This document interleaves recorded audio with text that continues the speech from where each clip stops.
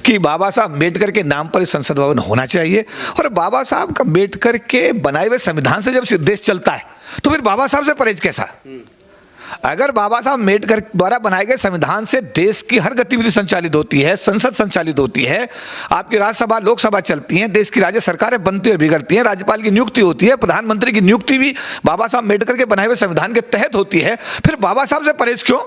बाबा साहब ने कोई व्यक्ति विशेष के लिए काम नहीं किया, उन्होंने भारत देश के लिए काम किया। अगर भारत का नाम बाबा साहब के नाम पर हो तो इससे सुंदर बात क्या होगी? अगर भारत की संसद का नाम बाबा साहब के नाम पे हो तो इससे बढ़िया बात तो कुछ हो ही नहीं सकती। नमस्कार, मैं राहुल नागपाल और आप देखना शुरू कर चुके हैं हमारे यूट्यूब चैनल बोल 85। मेरे साथ वरिष्ठ समाजसेवी माननीय केपी चौधरी साहब हैं और उनसे बातचीत करेंगे। नई पार्लियामेंट बनकर के तैयार हो गई है। 28 मई को उसका उद्घाटन हो रहा है, लोकार्पण हो रहा है और देश में खुशी का माहौल है। लेकिन एक तरफ वो लोग भी हैं, 19 राजनीतिक दल जो हैं वो बहिष्कार कर चुके हैं, इसमें शामिल नहीं होंगे। क्या वजह है? आरोप ये भी लगाया जा रहा है कि वीर सावरकर के जन्मदिन की तारीख को ही क्यों चुना गया? क्या वीर सावरकर को वर्तमान राजनीति में स्थापित करने की कोशिश की जा रही है? बहुत सारे सवाल हैं। चौधरी साहब, कैसे देखते हैं आप, एक सोशल एक्टिविस्ट, 28 मई नई पार्लियामेंट का उद्घाटन?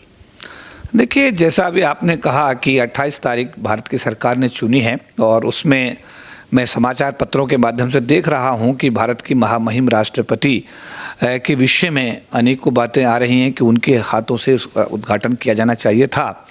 तो मैं भारत का एक जिम्मेदार नागरिक होने के नाते निश्चित रूप से ये कहूँगा कि अगर ये संसद भवन बाबा साहब अम्बेडकर के नाम पर बनाया जाता है, इसका नामकरण डॉक्टर बी आर अम्बेडकर के नाम से किया जाता है, साथ साथ इसका उद्घाटन अगर बाबा साहब के जन्मदिन 14 अप्रैल के दिन किया जाता, और साथ साथ मैं ये भी कहूँगा कि अगर भारत की महामहिम इस संसद भवन का उद्घाटन करती हैं तो ये बहुत ही ऐतिहासिक होगा। और इससे मैं ये कहूँगा कि बाबा साहब की जो अनुयायी पूरे देश और दुनिया में फैले, उसमें एक बहुत ही पॉजिटिव मैसेज जाएगा। और मैं आज आपके टीवी चैनल के माध्यम से ये सरकार से मांग करूँगा कि 28 तारीख को जो आप उद्घाटन वीर सावरकर जी के बारे में, जैसा आपने कहा कि उनका वीर सावरकर जी का जन्मदिन है, उस दिन ये उद्घाटन हो रहा है, काश ये उद्घाटन 14 अप्रैल 2024 को किया जाता, थोड़ा सा डिले कर सकते थे, या बाबा साहब के किसी भी, जैसे 26 नवंबर संविधान दिवस के दिन किया जाता, तो मुझे लगता है कि इसका एक बड़ा सही संदेश और सार्थक संदेश जाता। लेकिन ये सरकार की जो अभी सोच है, सरकार की जो अप्रोच है, मैं सरकार से कहूँगा कि अगर वो भारत के महामहिम राष्ट्रपति द्रौपदी मुर्मू जी के हाथों से इसका उद्घाटन कराती हैं तो ये एक बड़ा वृहद संदेश देगा। SC ST समाज में, OBC समाज में, गरीब समाज में इसका बड़ा भारी संदेश जाएगा उनको एक। और निश्चित रूप से राष्ट्राध्यक्ष होने के नाते मैं तो ये मानता हूँ कि द्रौपदी मुर्मू जी का इस जो हमारा संसद भवन नया बना है, इसका उद्घाटन करने का सबसे पहला अधिकार या हक अगर किसी को जाता है तो भारत के सर्वप्रथम नागरिक होने के नाते भारत की महामहिम राष्ट्रपति जो कि देश की शासन अध्यक्ष हैं, जो देश की राष्ट्रीय अध्यक्ष हैं, ये उनको जाता है और उनके हाथ से ही इस संसद भवन का उद्घाटन कराना चाहिए। चौधरी साहब, शायद आप भूल रहे हैं कि सनातनी परंपराओं में महिला, और वो भी दलित महिला, जिनको राष्ट्रपति बनने से पहले जिनका शुद्धिकरण किया गया हो, उनको जब जाकर के राष्ट्रपति की कुर्सी पे बिठाए हो, आप उनके हाथों से जो है देश की पार्लियामेंट का उद्घाटन कर रहे हो, अकाल आ जाएगा देश के अंदर, भूकंप हो जाएगा, प्रलय हो जाएगी सनातनी परंपरा हिंदू धर्म के अनुसार। देखिए, जो लोग, मैं कहूँगा कि भारत के शासन अध्यक्ष के रूप में नरेंद्र मोदी जी भारत के प्रधानमंत्री हैं और उनकी नियुक्ति भी राष्ट्रपति जी के शपथ देने पर ही निर्भर करती है। भारत का जो चीफ जस्टिस है, आप ये संवैधानिक बात बता रहे हो, लेकिन जो ताकतें देश में रूल कर रही हैं, जो हिंदू संगठन देश को चलाने की और हिंदू राष्ट्र बनाने की बात चली है, तो उसमें मनुस्मृति के अनुसार, तमाम हिंदू धर्म संगठनों के अनुसार, जब अगर एक तरफ इनसे पहले जो राष्ट्रपति थे रामनाथ कोविंद साहब, उनको राम मंदिर के भूमि पूजन में नहीं बुलाया गया था क्योंकि वो दलित थे। आज की जो महिला राष्ट्रपति है वो शूद्र भी हैं, महिला भी हैं, तो ऐसे में उनके हाथों से आप बात कर रहे हो तो फिर तो ये सारे जो पंडे पुजारी हैं इनका तो फिर तो पूरा। देखिए, मैं ये कहूँगा कि भारत राष्ट्र जो है वो मनुस्मृति से संचालित होता ही नहीं। भारत राष्ट्र जो है बाबा साहब डॉक्टर भीमराव अम्बेडकर द्वारा बनाए गए संविधान से संचालित होता है। और जो भी गतिविधियाँ ये हो रही हैं, चाहे संसद भवन का निर्माण हो, चाहे संसद भवन का उद्घाटन हो, ये भारत के संविधान में जो प्रावधान किए गए उनके तहत ही किया जा रहा है। इसमें मनुस्मृति को घुसेड़ देना या किसी और हिंदू व्यवस्था को घुसेड़ देना मुझे लगता है बिल्कुल भी न्याय संगत नहीं है और ये संविधान विरोधी कदम है। और मुझे लगता है कि कि ऐसी सब चीज़ों से उन लोगों को बचना चाहिए जिन पर देश को चलाने की जिम्मेदारी है। कहाँ कौन बच रहा है? अभी जब नए पार्लियामेंट के जो टॉप फ्लोर पे अशोक स्तंभ लगाया गया तो ब्राह्मणों को बुला करके, पुजारियों को बुला करके, घंटी बजा करके, तिलक लगा करके, हवन करा करके उद्घाटन किया गया था। तो देश का तो हिंदुईकरण हो ही रहा है ना कहीं। देखिए, मैं इस बात को बहुत जिम्मेदारी के साथ कह सकता हूं कि परम पूज्य बाबा साहब डॉक्टर भीमराव अम्बेडकर द्वारा बनाया गया संविधान जब तक इस देश को संचालित कर रहा है, ना ये हिंदू राष्ट्र बन सकता है। और जो परंपराओं की आप बात करते हैं, डेविएशंस हर जगह होती हैं और इस देश में डेविएशन होना एक सामान्य बात है। और कई बार आदमी अपनी मन की भावना के हिसाब से भी निर्णय लेता है और कई बार वो उन चीज़ों को भी नज़रअंदाज करता है जो कि उसके संविधान के दायरे में नितांत आवश्यक होती है। तो मैं आपसे ये कहूँगा कि कहीं हिंदू परिपाटी के तहत कहीं पूजा पाठ हो रहा है, कहीं मुस्लिम परिपाटी के तहत हो रहा है, कहीं बुद्ध रीति के अनुसार हो रहा है। जैसे हम लोगों की अगर बात करें तो हमारे सारे जितने भी कार्यक्रम हैं हम लोग बुद्ध वंदना से शुरू करते हैं। सबने बात बाबा साहब अम्बेडकर की 22 प्रतिज्ञा शुरू करते हैं। और इस बात को लेकर के दूसरे पक्ष के लोगों को भी कई बार ऐतराज होता है। पिछले दिनों राजेंद्र पाल गौतम का इस्तीफा भी उस कड़ी के रूप में हम देख सकते हैं। तो मेरा ये कहना है कि अगर ऐसी गतिविधियां होती हैं जो संविधान विरोधी हैं तो उससे देश में जो है, मैं कहूँगा कि जो वातावरण है वो बिगड़ेगा। ऐसी चीज़ों से सरकार को लोग चला रहे हैं उनको परहेज करना चाहिए। और जो अभी आपने कहा है कि जो भी चाहे संविधान, चाहे संसद भवन का उद्घाटन हो और चाहे कोई भी गतिविधि हो, उसमें व्यापक दृष्टिकोण सरकार को अपनाना चाहिए। और भारत की महामहिम राष्ट्रपति जो कि भारत की, मैं फिर कहूँगा कि वो प्रथम नागरिक हैं, सर्वोच्च पद पर हैं, भारत की वो राष्ट्र अध्यक्ष है, उनके हाथ से इस भव्य इमारत का यानी कि संसद भवन का उद्घाटन कराया जाना चाहिए। आपने भी एक डिमांड और की कि बाबा साहब डॉक्टर अम्बेडकर के नाम से पार्लियामेंट का नाम होना चाहिए, 14 अप्रैल पर होना चाहिए था। तमाम अम्बेडकरवादियों की यही समस्या है, वो हर चीज़ को बाबा साहब से जोड़ने की कोशिश करते हैं। इस देश का नाम भी बदल करके अम्बेडकर देश कर दिया जाए, इसका मतलब? अगर ऐसा होता है तो इससे बढ़िया शुभ और बात क्या हो सकती है। मैं तो कहता हूं कि बाबा साहब अम्बेडकर के नाम पर संसद भवन होना चाहिए। और बाबा साहब का अम्बेडकर के बनाए हुए संविधान से जब देश चलता है तो फिर बाबा साहब से परहेज कैसा? अगर बाबा साहब अम्बेडकर द्वारा बनाए गए संविधान से देश की हर गतिविधि संचालित होती है, संसद संचालित होती है, आपकी राज्यसभा लोकसभा चलती हैं, देश की राज्य सरकारें बनती और बिगड़ती हैं, राज्यपाल की नियुक्ति होती है, प्रधानमंत्री की नियुक्ति भी बाबा साहब अम्बेडकर के बनाए हुए संविधान के तहत होती है, फिर बाबा साहब से परहेज क्यों? बाबा साहब ने कोई व्यक्ति विशेष के लिए काम नहीं किया, उन्होंने भारत देश के लिए काम किया। अगर भारत का नाम बाबा साहब के नाम पर हो तो इससे सुंदर बात क्या होगी? अगर भारत की संसद का नाम बाबा साहब के नाम पे हो तो इससे बढ़िया बात तो कुछ हो ही नहीं सकती। बना तो दिया ना चौधरी साहब, 26 अलीपुर बना दिया, 15 जनपद बना दिया, हिंदू मिल की जगह खरीद के दे दी, और जहाँ पे बाबा साहब पैदा हुए थे वो बना दिया, पंच तीर्थ स्थान बना दिए मोदी जी ने। और क्या चाहिए? एक स्पेशल ट्रेन चला दी बाबा साहब के, जहाँ जहाँ स्मृति लोगों को घूमने के लिए। और क्या चाहिए?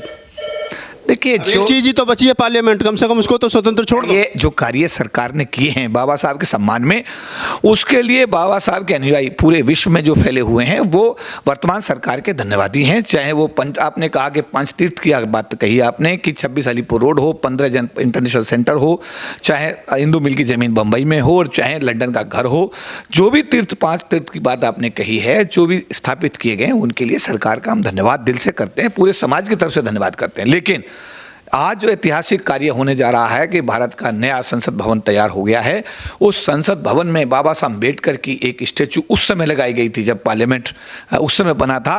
और वो संसद में स्टैचू इस बात की गवाह है कि इस संसद में बाबा साहब का अपना एक अहम रोल है, उनका महत्वपूर्ण योगदान है।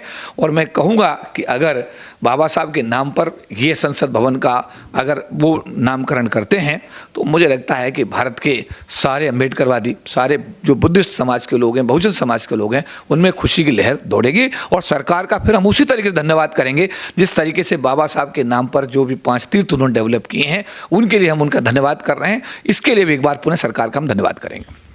19 राजनीतिक दल हैं जिन्होंने बहिष्कार किया है लोकार्पण का, बोले हम इसमें हिस्सा नहीं लेंगे क्योंकि राष्ट्रपति के हाथों से उद्घाटन नहीं कराया जा रहा है। ये हवा दी थी राहुल गांधी ने एक ट्वीट करके। आपको लगता है कि प्रधानमंत्री जो कर रहे हैं, जितना उनका नाम है, 56 इंची छाती बताई जाती है और वीर सावरकर के जन्मदिन पर वो कर रहे हैं, तो कहीं ना कहीं प्रधानमंत्री के काम में रोड़ा अटकाने का काम कर रहा है विपक्ष?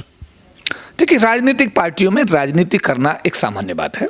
जिसका नाम आपने लिया, चाहे राहुल जी हों चाहे दूसरे राजनीतिक दल हों, उनके अपने अपने काम करने के तरीके अलग अलग हैं और ये बड़ी सामान्य प्रक्रिया। बट मैं एक भारत का जिम्मेदार नागरिक होने के नाते, एक अम्बेडकरवादी होने के नाते, भारत के संविधान का अनुसरण करने वाला व्यक्ति होने के नाते, देश के SC/ST समाज का पिछले 40 साल से प्रतिनिधित्व करने वाला एक जिम्मेदार व्यक्ति होने के नाते मैं ये आज पुरजोर मांग करूंगा कि भारत की संसद का नाम बाबा साहब डॉक्टर भीमराव अम्बेडकर के नाम पर होना चाहिए और इस संसद भवन का उद्घाटन भारत की महामहिम राष्ट्रपति द्रौपदी मुर्मू जी के हाथ से कराना चाहिए। एक आखिरी सवाल, आपने कहा कि 14 अप्रैल पर या 6 दिसंबर पर बाबा साहब डॉक्टर अम्बेडकर से जो जुड़ी हुई स्मृतियाँ हैं, जो डेट है, उन पर उनको तय उनके आधार पर या उन्हीं तारीखों में होना चाहिए था। अगर अब जैसे सरकार ने 28 मई की घोषणा कर देगा, 28 मई को वीर सावरकर का जन्मदिन और उस दिन उसकी घोषणा करेंगे, आपको लगता है कि जो वीर सावरकर को लेकर के देश के अंदर भिन्न भिन्न भ्रांतियाँ फैली हुई हैं कि वीर सावरकर को स्थापित करने की कोशिश की जा रही है वर्तमान समय में? देखिए, ये बड़ा राजनीतिक सवाल है और जो पार्टी अगर मान लिया कि वीर सावरकर जी से वो पार्टी जुड़ी हुई है जो आज के डेट में सत्ता के मुख्य अंग के रूप में देखी जा सकती है, अगर वो ऐसा करते हैं, अपने RSS के नेताओं को आगे बढ़ाने की बात करते हैं, और अब तो मैंने देखा मोदी जी ने गुजरात के अंदर अपने नाम पर खुद अपना एक स्टेडियम का नामकरण भी मोदी जी के नाम पर हुआ है।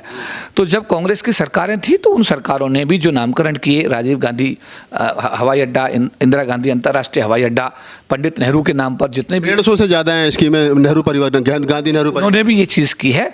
और आज जो वर्तमान सरकार है अगर उसी चीज़ की पुनरावृत्ति कर रही है तो पहली सरकार से उसको अलग करके हम नहीं देख सकते।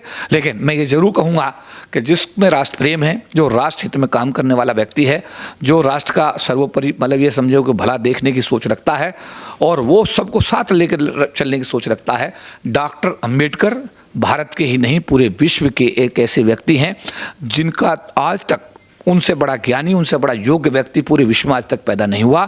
और ये भारत का सौभाग्य है कि डॉक्टर BR अम्बेडकर भारत जैसे देश में पैदा हुए।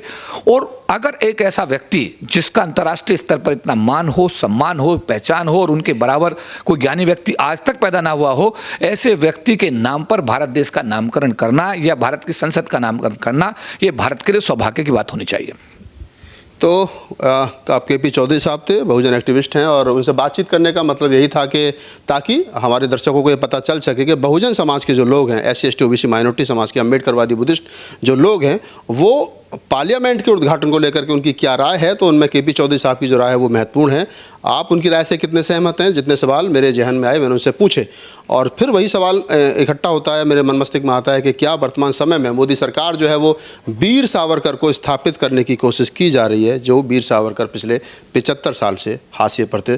पार्लियामेंट का नाम बाबा साहब डॉक्टर अम्बेडकर के नाम पर होगा नहीं होगा, उद्घाटन 28 तारीख को तय है, लेकिन फिर भी जो विपक्षी पार्टियां बहिष्कार कर चुकी हैं, लोकतंत्र में चाहिए था कि मोदी जी सर्वदलीय बैठक बुलाते और सबसे सलाह मशवरा करके तब जाकर के लोकतंत्र के मंदिर का वो उद्घाटन करते। अगर आपको हमारा वीडियो अच्छा लगे तो उसको लाइक कीजिए, शेयर कीजिए, कमेंट्स कीजिए, नए हो तो हमें सब्सक्राइब कीजिए। धन्यवाद। मैं राहुल नागपाल, कैमरामैन अरुण गौतम के साथ, दिल्ली।